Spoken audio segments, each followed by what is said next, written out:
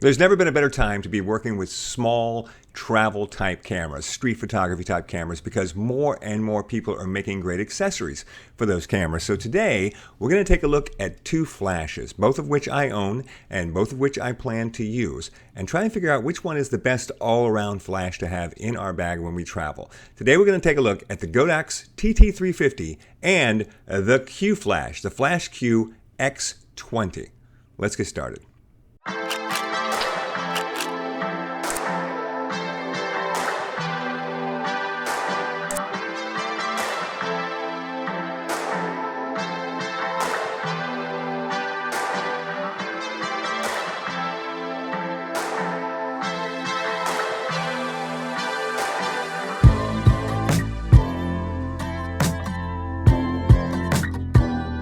Before we get started, don't forget to check out my podcast. It's available anywhere that podcasts are found. It's called Photobomb. We've been doing it for about 6 years now, and I guarantee you, you will have a good time, so check it out.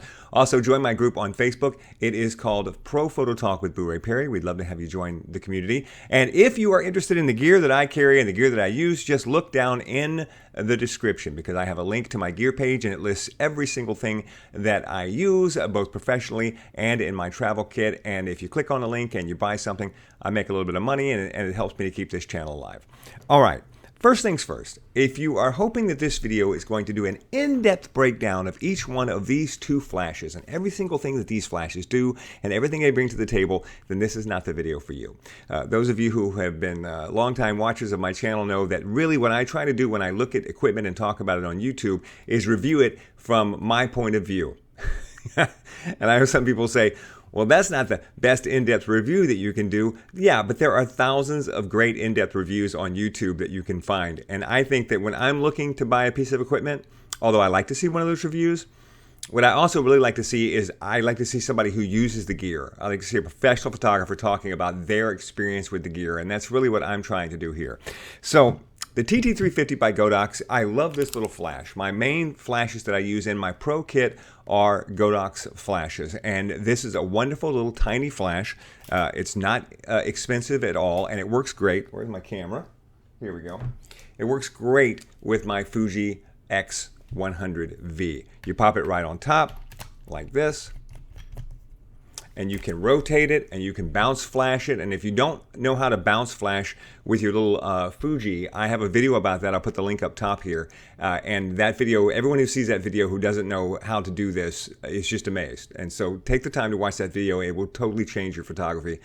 You absolutely should be bounce flashing. So this is the flash that I have now, basically.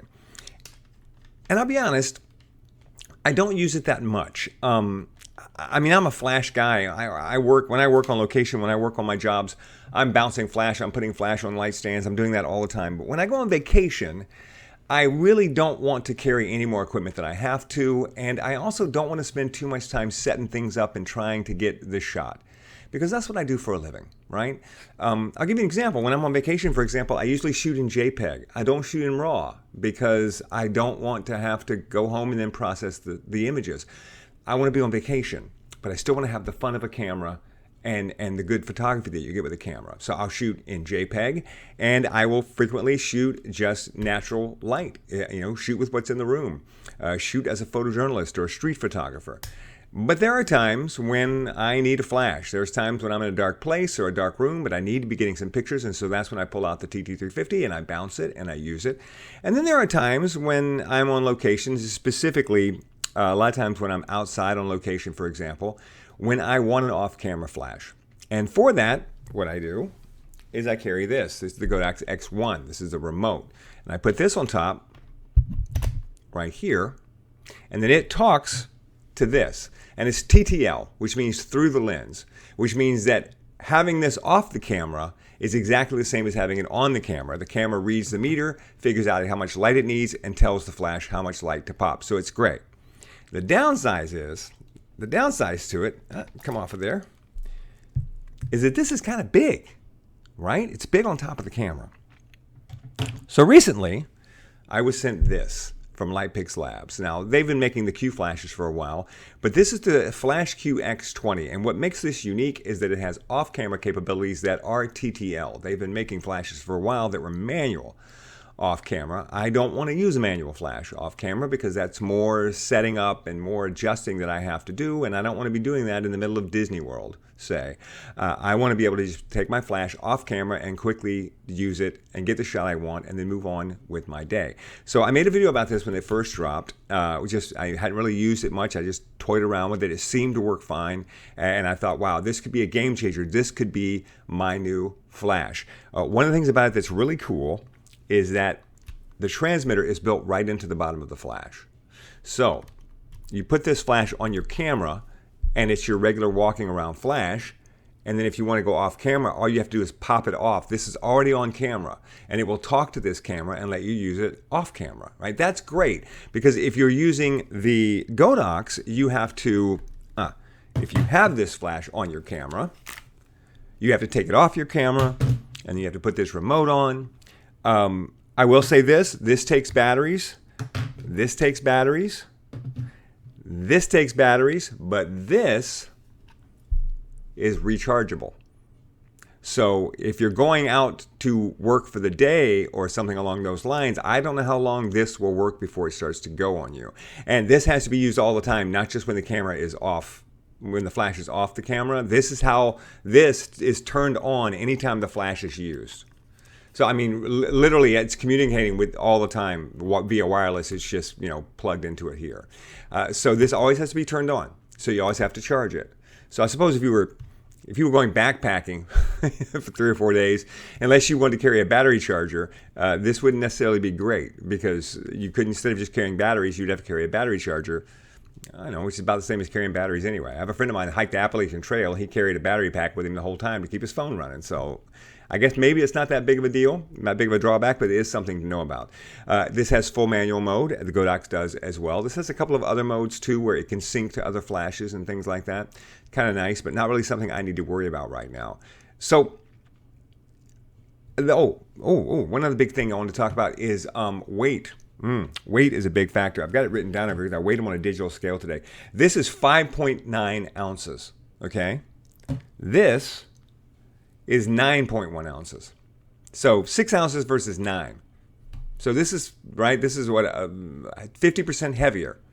But this is another 5.2 ounces. So together, we're looking at 14.3 ounces for this versus 5.9 ounces for that. So more than twice as much weight if you are carrying both of these. And that can matter, because I want to travel as light as possible. Also, a lot more room if you're carrying both of these. And I got my bag right here. So my bag, and oh my God, I love this bag. You look in the description and get this bag. I have this thing for bags. I love bags. I love boxes. I'm always looking for bags, jackets. I love things with pockets. I always say I love things that hold other things. And I'm always looking at new bags, and I can't find a better bag. It's almost it's almost depressing, because I love buying new bags, and yet every time I look, I just can't find a bag that's better than the Think Tank Mirrorless Mover 30. It's just a perfect bag for me. So I keep my flash in the side pouch right here on the side of my bag, but this won't fit in the side pouch. So this has to go in the front pouch. It can't go in the center, because the center's already got my camera and a water bottle and whatever else is in there. So it's got to go in this front pouch. Kind of sticks out a little bit, adds a little extra weight. And I will tell you that in the last couple of years, I have found myself carrying this everywhere I go, because it's in the side of my bag and I don't even notice it's there, but not carrying this unless I absolutely think I'm absolutely going to need to go off camera. So the thought that this, which will also easily fit in the same slot that this fits in, and be lighter, and we'll be able to go off camera without requiring this, that's pretty cool for me. All right, what about power? Power is a big factor. So what I did was I got a meter. These flashes all have guide numbers, and if you understand guide numbers, good for you. I understand them as well, but they're just too confusing, and I don't use them anymore. So what I did was I simply got a light meter, and I flashed at full power all 3 flashes. I started with my baseline, which is the flash that's built in to this camera. So that's your baseline power at full power manual. And then I flashed the Q flash. the Q flash was 3.5 stops, or 3 1/3, I'm sorry, 3 1/3 stops brighter than the built-in flash. So what does that mean? Well, 1 stop means it's twice as powerful, 2 stops means it's 4 times as powerful, 3 stops means it's 8 times as powerful, and then 1/3 of a stop would be 1/3 of 8. So that's like another 3. So we're talking 10 times, maybe, when it's all said and done. Feel free to check me on the math and write in the comments if I'm wrong. But it is at least 3 stops more powerful than the flash that's built into the camera. That's great. Then I flash the Godox at full power, and the Godox is 1 stop brighter than the Q, which means the Godox is 4.3 stops brighter than the built-in flash on my Fuji X100V. So have you got that? There's the Fuji X100V flash. 3.3 stops brighter is the Q flash. 4.3 stops brighter is the Godox. So the power battle goes to the Godox, but we're talking about a stop, right? A stop of light is never a deal killer. 3 stops of light. 3 stops of light can be a deal killer, especially if you're trying to overpower the sun on a bright day. But 1 stop of light, you can figure out a way around that. I mean, there's times when that 1 stop can make a difference, but it wouldn't be so valuable to me that I'd be willing to carry more weight and more stuff just to get an extra stop of light. So the Godox is a little bit more powerful. Now let's take a look at some pictures and really talk about how these 2 flashes work when they are on and off the camera. Okay, buckle up, because we are going to be looking at a lot of pictures of a ceramic squirrel. I wanted to try and get as much in here as I could, and I'm just going to go through them in order so that you can see exactly what I experienced when I was using these 2 flashes. All right, so let's start with this picture right here, which is no flash at all. So I've got my camera on a tripod, my Fuji X100V, and I've set it to auto. I manually set my aperture at f2, and I let the camera select the ISO and the shutter speed, and this is the image that it gave me, and this is just a fine natural light image. So then for the next one, I turned on the flash that's built into the camera, this little tiny flash right here, and I still kept the auto settings, and I let it go. And this is the image that I got. Again, a good image, an auto flash image, and it's just fine for what it is. And I know that there are people who say, this is great. Why would I ever need anything other than this? And that's true, but it's flat, direct facing flash. And if you are a professional photographer, it's very hard for you to use direct facing flash. It's just hard to do. You know, you want to have the flash come from an angle. It gives you more context. It gives you more definition. It gives you more contrast. It makes images pop off the page more. So if you can, you always want to take the flash off the camera. So this is the built-in auto flash, letting the camera just do everything on its own. And then for the next picture, I set the camera up manually, which means I put my settings into a manual settings and I set them where I wanted. In this case, shutter speed of 2000, ISO 160, and f-stop 2, aperture of 2, which is slightly underexposed of my subject. And then I let the camera flash expose my subject and light my subject. So this is what you're doing when you're using flash photography and you're getting creative. What you're doing is you are deciding what the background is going to look like, and you're just letting the flash take care of lighting your subject. So that's what I did here. And again, I'll be honest, I'm always a little impressed by the little flash that is built into the Fuji X100V. You know, in a pinch, it absolutely will do the job for you. Which moves us to the next image. I put the Q flash on the camera. I'm pointing it straight ahead, and it didn't fire. So I tried it again, and it didn't fire. So then I took it off the camera. I turned everything off, I turned it all back on, I put it back on the camera, and I tried it again. Now we're kicking. Now we're okay. So I don't know what happened there. Sometimes these things happen, you know, so all right, I'll give you the benefit of the doubt there. But that is a good, well-lit, direct flash picture coming from the Q flash right on top of the camera. Next test, take it off the camera and hold it above, up in the air, kind of coming down on our little squirrel here, and what do we get? Okay, not as well lit, and by the way, you're going to notice the same problem with the Godox is when I went up, both times I didn't get the same exposure, the same flash exposure on the squirrel. But still, you can see that the flash is in play here. The flash is lighting the squirrel. So the next thing I did was I took the flash and I moved it to the left. All right, still worked when I moved it to the left. Let me double check my list here and make sure. Oh, I'm sorry, that's not the left. That's the left. That's a good thing I checked. So that's above. That's probably a second above shot. And then that's coming from the left. And you can definitely see the light is coming from the left-hand side over here, coming directly into the squirrel's face, as they would say. And it's giving good flash. It's going good. It's fine. And so for the next picture then, I said, let's go to the right. And okay, well, I don't see a flash there. I don't see any light at all. Let's try that again. I still don't see a light there. Huh.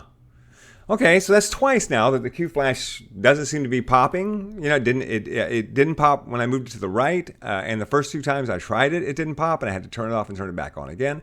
So that's a little troubling. So then I pull out my Godox. I put my Godox on my camera and I pop it, and there it is. Now, I also want to point out that the sun is changing as I'm taking these pictures, so the background may look a little different, but I kept my settings the same on my camera the whole time. So it got brighter when I went to take my Godox picture, which is why the background is brighter. Don't let that distract you. Look at the light that is on the squirrel and the potted plant. So for this picture, same settings in my camera. I put my flash on my camera, my Godox, and bam, no problem. The TT350 lights my squirrel, no problem. So then I take it off and I go above my squirrel. Now I've got the remote on, and you can tell because in this picture you can see the remote there. The transmitter is sitting on the table, and now it's not. So now it's on my camera. I'm holding it up. I'm shooting it straight down. It's giving me flash. Not quite as exposed, not as much bright light as I was getting on the last one, which is the same thing the Q flash did. Okay, that's fair enough. Then I moved it to the left.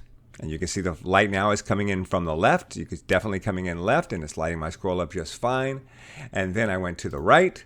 Ah, now we see what it's supposed to look like when you light from the right. Hold the flash out to your right, and you can see now the flash coming in from camera right to hit my squirrel. Good. Well, let's give the Q flash another shot at it. Okay, I want to make sure I'm right that there's just something happening with the Q flash. So I put the Q flash transmitter back on. I put the remote in my hand. I held it to the right. And there we go again. I'm sorry. And I tried a second shot.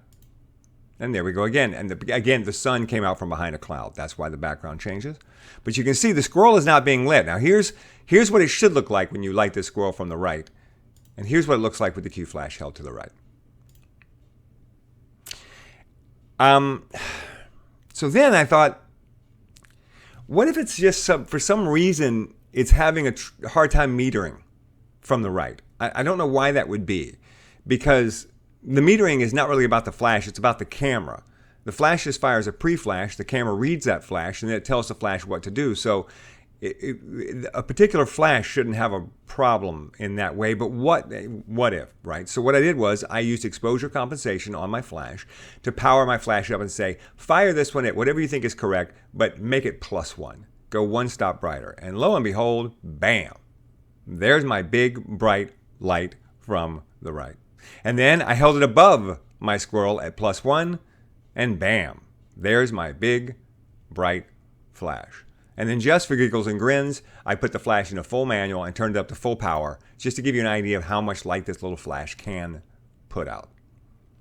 So, a little glitch, right? Just a little glitch from the Q20 when I was using it. All right, let's get out of this so I can talk some more. Okay, so we've had our tests, and we've tried both flashes. And I have a lot of experience with the Godox TT350, and this is a fine little flash. It really is. I love so much about this little flash. The only thing I don't love about this flash is that I have to have this giant transmitter if I want to take it off camera.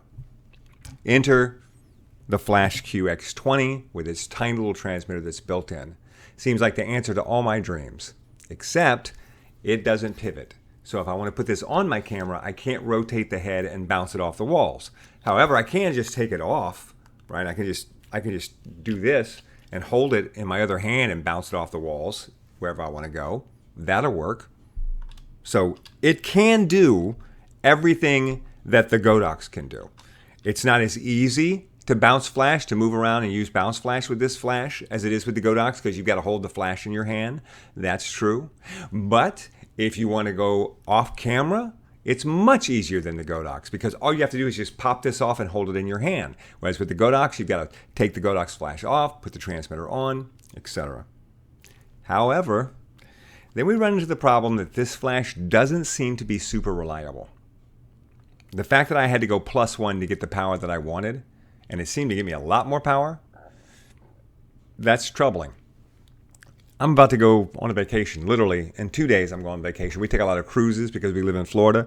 And one of the things I like to do when we're on a cruise, if I can find a nice spot on the beach where you can see the ship behind us, I like to take a picture where we're being lit, off-camera lighting with the ship behind us, because it's just not the sort of thing that, you know, normal people can get, because they don't carry the camera and the flashes that I carry. And so the question becomes, what would be easier for me to use when it came time to take that picture? Would it be this one or would it be this one? Well, once I get my remote on my camera, this one is going to be easier, because I know it's going to pop first time every time. It's going to work great. But in terms of carrying my stuff off the boat, well, this weighs less than this weighs. How much more am I going to have to work to get the light out of this that I want? If all it takes is +1, that's really not that hard. And push comes to shove, I can always go to manual and shoot manual. Now, I don't want to shoot manual because the whole point of TTL is that you don't shoot manual. But if I have to, I can. You can tell I haven't made a decision about this, right? I'm struggling with this because I tend to always want to go with the most reliable equipment that I have. But at the same time, it is hard not to like the fact that this is so light and so small. Really. And also, how many times am I going to need the off-camera capability? That's a big part of it. I'm not doing a photo shoot here where I'm going to be working with a senior model for an hour. I'm going to take a couple of pictures and move on. Could I quickly hit bum boom, 1, 2, bam, bam, get my power up, get the flash, get the picture I need and move on and just have this to worry with instead of having both of these things to worry with? Yeah, I could. But I'm a professional photographer and I do this all the time, and I have gear break on me all the time, and I have to work on my feet. So I can do anything quick, much quicker than you can do it if you're just a hobbyist, right? For you, if the flash doesn't work TTL right off the bat, now you're like, oh, wait, what do I need to do now? And where's the manual? And people are getting hot and and you feel bad, right? So for you, right? Gonna cost you more money too, because you got to have both of these. You only have to have one of these. Okay, so here's my final recommendation. Stay with me on this. I'm going on vacation for a week, and I'm going to take this. The reason I'm going to take it is that I don't use a flash that much when I'm on vacation. And when I do, it's probably going to be off-camera light. And this, smaller and lighter, I'm more likely to carry this with me when I go off the boat onto an island somewhere. And I know that I'll be able to make it work. I know that I'll be able to get it figured out pretty quick and make it work if I have a problem. However, when I get back, I have to go to a photography convention. And at that convention, there will be an awards ceremony. So everybody will be all dressed up. So we'll go there, and you want to take pictures of all your friends, everybody's dressed up, and group pictures, etc., etc., etc. And for that, I'll take this. Except I won't even take this. I'll just take this. If I've got to walk around and inside somewhere and take a lot of pictures with a flash, if I was taking pictures at my kid's birthday party, this is the flash I would use all day over this. If you put this on your camera, you bounce flash it off the walls, it's going to work every time and it's never going to fail you. Godox is a fantastic line of flashes. So this is my workhorse flash. This is still the flash that I would use if my life depended on it. But if I just want a little flash to take with me for maybe some off-camera work, this is going to be just fine. And to be honest, they make one that's full manual, and that one would be just fine too. And it's probably cheaper. I hope that they get that problem fixed. I hope that maybe it's just a bug in the system, and maybe I can figure out what that bug is. They have a way to update. They have a port. I believe there's a way to update these flashes. So maybe it's just something that they'll fix down the line. Because if they could get this to where you could count on that TTL to work every time off camera, that would be huge. And if they could put a pivoting head on this, it's game over at that point. because then it does everything the Godox does and more. But I can't recommend this as the be-all, end-all flash for your Fuji X100V. I can't really recommend this one either now that this one exists. So I think you have to figure out for yourself which one is going to work best for you and in which way do you use it. If you never take your flash off camera, this is what you want. If you take your flash off camera every once in a while, but otherwise you hardly ever even use a flash, you almost never use a flash on camera, this is what you want.